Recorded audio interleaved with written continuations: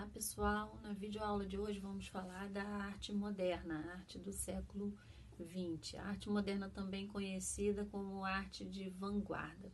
O termo vanguarda ele vai denominar uma arte que está à frente, mas mais que à frente, podemos dizer que a arte de vanguarda é aquela que está na contramão de tudo que é tradição, é a arte da contracultura. O século XX, como bem sabemos, foi marcado por avanços tecnológicos, mas também por guerras. O início do século XX foi marcado por guerras. E a arte do século XX, portanto, reflete esse contexto. Então, a primeira coisa que a arte do século XX vai negar é a tradição, porque a tradição daviciniana, a tradição do Renascimento, a tradição da harmonia, do equilíbrio, da simetria na obra de arte, ela não cabe mais ao artista do século XX, até porque o contexto é outro. Então, a primeira quebra vai ser com os padrões da arte até então tradicional. Só que esse termo vanguarda, esse termo arte moderna, ele é como um grande guarda-chuva que abarca diversos outros movimentos.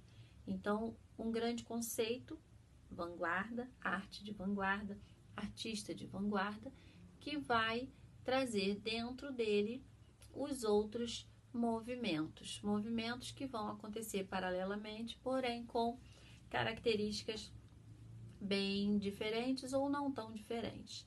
Alguns desses movimentos eles vão acontecer sem manifesto literário. O expressionismo, por exemplo, os artistas não tinham preocupação de escrever, de combinar antes o que seria a estética do movimento em si. Eles simplesmente faziam sua arte da forma como sentiam, expressavam e automaticamente combinavam artistas que se identificavam com aquilo. Já o futurismo, por exemplo, é um movimento que vai estar baseado em um manifesto literário. O dadaísmo também. E assim por diante. O cubismo, por exemplo, quando eu falo em cubismo na sala de aula e os meus alunos falam, cubismo é cubo. Não é cubo, mas o nome cubismo vem disso sim, de cubos, porque um crítico olhou a arte do Braque muito fragmentada, com as formas parecendo realmente cubos, e ele falou, isso é cubismo. Da mesma forma que aconteceu com os impressionistas, porque a crítica também falou que eram artes das impressões e assim por diante. Mas vamos voltar à arte do século XX, começando a falar do expressionismo. Na aula passada eu falei com vocês sobre as vertentes do expressionismo, falei do fauvismo, que é a vertente francesa, mais leve, em que buscava trazer para o espectador sentimentos alegres, através da simplificação das formas, do exagero das cores puras, sem matiz, ou seja, a cor pura sem matiz é aquela cor do jeito que ela é tirada do tubo de tinta, sem nenhuma gradação, sem acrescentar um pouquinho de branco, um pouquinho disso ou daquilo. Não, é a cor como ela é. E Matisse gostava do matiz puro, da cor sem o matiz, desculpe, sem matizar, sem dar gradações.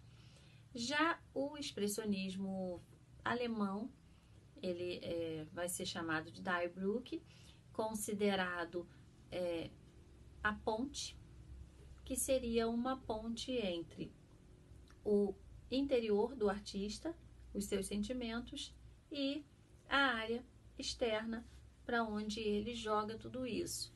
Mas ele não joga com o objetivo de querer uma resposta do público, como no caso do dadaísmo, que vai provocar o público. O expressionismo ele está mais centrado no que o cara quer pôr para fora. O cara vê, o cara viveu, sentiu, o artista está em meio àquele contexto difícil e a arte dele expressa esse contexto difícil. Já comentei com vocês que as linhas e formas de uma composição, elas vão determinar o que o artista quer passar. Então, se a necessidade de transmitir dor, sofrimento, guerra, destruição, ele vai usar então formas distorcidas e contorcidas, vai usar cores fortes, vai tirar toda a estabilidade da linha, porque a estabilidade iria transmitir o oposto, e sim a calmaria. Basta lembrar que no Renascimento o equilíbrio e a simetria das formas, eles são indispensáveis. Então, se simetria transmite razão, transmite tranquilidade, transmite serenidade, estabilidade, então, para mostrar o oposto, eu tenho que simplesmente bagunçar